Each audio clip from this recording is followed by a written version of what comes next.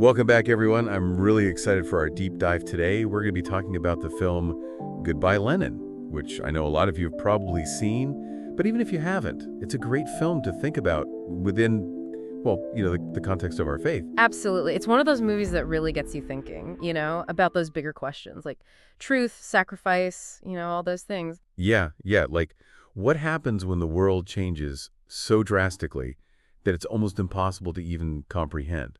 And how do we deal with that? Right, right.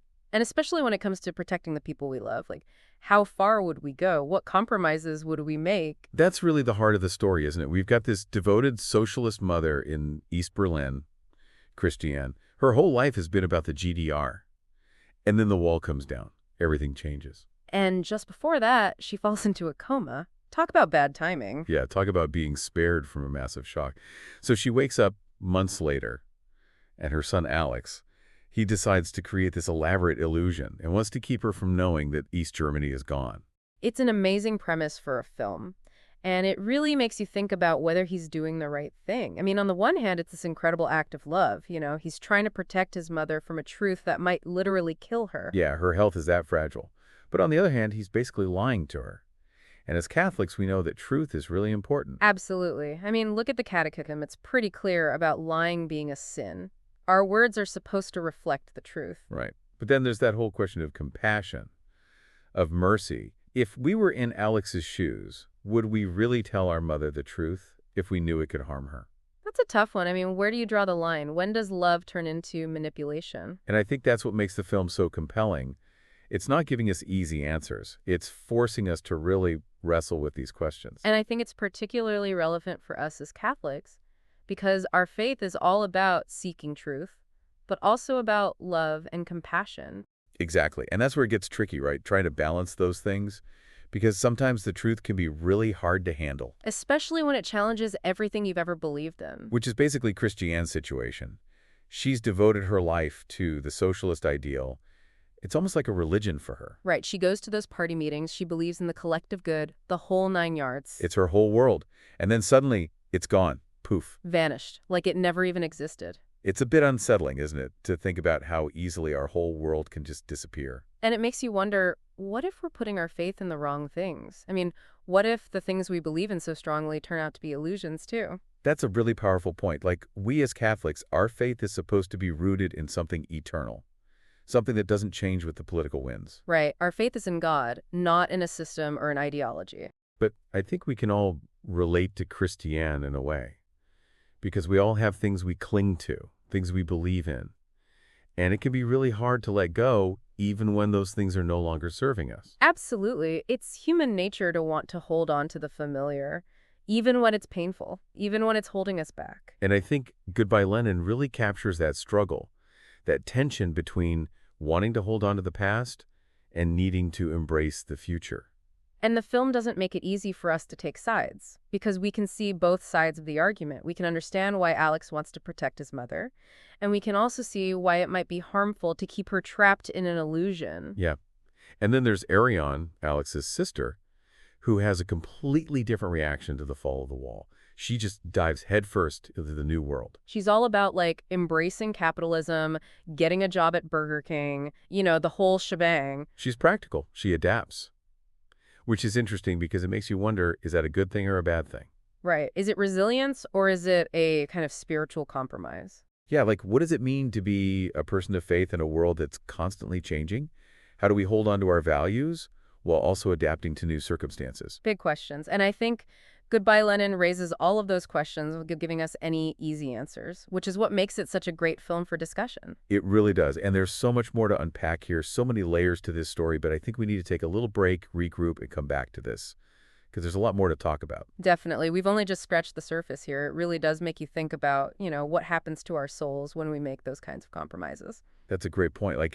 Is there a part of Ariane that's being lost in this whole process? I mean, she's rejecting everything her mother stands for. Exactly. And it's not just about economics or politics. It's about a whole way of life, a culture, an identity. And it makes me wonder, how do we as Catholics navigate that tension, between being in the world but not of the world? Right. How do we hold on to our faith, our values, when everything around us is telling us to conform, to just go with the flow. Especially when that flow seems to be leading towards materialism and instant gratification. Yeah, yeah. Like, is it even possible to be a faithful Catholic in a society that values those things above all else? It's a tough question, and I think Goodbye Lenin really forces us to confront it. And it's not just about Ariane either. I mean, look at Alex. He's lying to his mother. He's manipulating her reality, all in the name of love. Right. And we already talked about the whole lying thing. But it goes even deeper than that. Because he's not just protecting her, he's controlling her. He's making choices for her, taking away her agency, even though he thinks he's doing it for her own good. Which brings us to Lara, Alex's girlfriend. She's the one who really challenges him on this. She's like the voice of reason in the film, the moral compass. Exactly. And she doesn't let him off the hook. She keeps reminding him that Christiane has a right to know the truth. Even if it hurts, even if it's difficult, because she deserves to make her own choices. And I think that's a really powerful message, especially for us as Catholics, because we believe in the dignity of every human person. Right. Every person has a right to truth, a right to freedom, even if they're old or sick or vulnerable. And it's not just about abstract principles either. Laura is actually the one caring for Christiane. She's a nurse. Right. So she sees firsthand how Alex's deception is affecting his mother. And she knows that in the long run, it's not going to help. It's just going to prolong the inevitable. Because the truth always comes out eventually, one way or another. And when it does, it's going to be even more painful. So Laura really represents that kind of tough love, the kind of love that's willing to speak truth, even when it's hard. And I think that's something we can all learn from, because sometimes the most loving thing we can do for someone is to be honest with them. Even if it means risking their anger or disappointment. Exactly, because in the end, trust and honesty are the foundation of any real relationship. And I think that's something that Goodbye Lenin really drives home. It shows us that even with the best of intentions, our attempts to control and manipulate others can backfire. And sometimes the best thing we can do is to just let go, to trust in God's plan. But of course, Goodbye Lenin isn't just a heavy drama. There are also moments of humor in the film, like with Dennis, Alex's friend. Oh yeah, Dennis, he's like this lovable goofball who gets caught up in Alex's scheme. He's a wannabe filmmaker, so he helps Alex create all these fake news broadcasts and propaganda videos for Christine. It's hilarious, but also a little bit creepier, because it makes you think about how easily we can be manipulated by the media. Especially in today's world where there's so much misinformation and fake news floating around. Right, like how do we know what to believe anymore? How do we discern truth from falsehood? It's a tough question, and I think Goodbye Lenin reminds us to be critical thinkers, to question everything, to not just accept things at face value. To do our own research, to seek out diverse perspectives. Exactly, because the truth is usually more complex than any one narrative would have us believe. And I think that's another important lesson we can take away from the film, the importance of humility. Right, recognizing that we don't have all the answers, that we need to be open to learning from others. And that sometimes the best way to find the truth is to just listen, to really hear what other people have to say, even if we don't agree with them. Yeah, that's a good point, because in Goodbye Lenin, everyone has their own perspective on what's happening. And it's only by listening to each other that they can start to make sense of it all. And I think that's a good lesson for us too. As Catholics, we need to be willing to dialogue with people who are different from us, people who have different beliefs and experiences. Because that's how we grow, that's how we learn, that's how we build bridges of understanding. And ultimately, that's how we live out the gospel message of love and compassion. Well said. But I think we need to shift gears a bit and talk about another important theme in the film: the fall of the Berlin Wall and the collapse of East Germany. Yeah, I mean, that's the backdrop for the whole story, and it's a really powerful symbol of the end of an era. And it's not just about politics. It's about people's lives being turned upside down, their dreams being shattered, their whole worldview being challenged. And it makes me think about the times in our own lives when we've experienced similar upheavals. You know, those moments when everything we thought we knew suddenly changes. Like a death in the family, or a job loss, or a serious illness. Right. Those moments when we're forced to confront our own mortality, our own limitations. And it can be really scary, but it can also be an opportunity for growth. Exactly, because sometimes it's in those moments of crisis that we discover our true strength, our resilience. In our faith. Absolutely. Because our faith gives us hope. It reminds us that even in the darkest of times, we're not alone. That God is with us, always. And that even though the world around us might be falling apart, there's still something bigger, something more enduring that we can hold on to. That's a beautiful thought. And I think it's a perfect segue into the climax of the film, the moment when Christiane finally discovers the truth about the fall of the wall. It's a heartbreaking scene, but also a really powerful one, because it shows us how, even in the face of such a devastating loss, there can be grace. There can be redemption. Yeah, it's like Christiane is finally set free, not just from the illusion that Alex has created, but from the illusion of the East German system itself. And it's not easy. It's painful, but it's also liberating. And I think that's a really important message for us as Catholics, that sometimes we need to let go of our illusions, even the ones that we've cherished for a long time. Because the truth, even when it's difficult, will ultimately set us free. Well said. And I think that's a perfect place to wrap up our deep dive into Goodbye Lenin.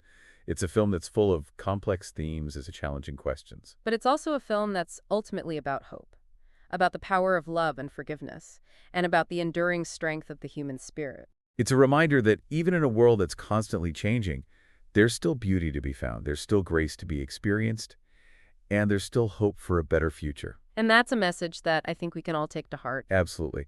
So as you reflect on Goodbye Lenin, think about the illusion that you might be clinging to your own life. And ask yourself, what truths might you need to confront in order to find true freedom and lasting joy? It's a journey worth taking, and we hope this deep dive has given you some food for thought along the way. Thank you for joining us on this exploration of faith, illusion, and the power of letting go. Until next time, keep seeking, keep questioning, and keep diving deep. It's like that moment in the film when they show Alex trying to find new jars for those Spreebold gherkins, you know? Because the old East German jars are gone. Oh yeah, that's a great detail. It's like a microcosm of the whole situation. He's trying to recreate this tiny little piece of her world. And he's going to these crazy lengths to do it, like he's making fake labels and everything. Because for him, those gherkins represent something more than just food. Exactly. They represent her childhood, her memories, her whole way of life. And it's not just about the gherkins either. It's about everything. He's trying to control every aspect of her environment to maintain this illusion. But of course, it's all going to come crashing down eventually.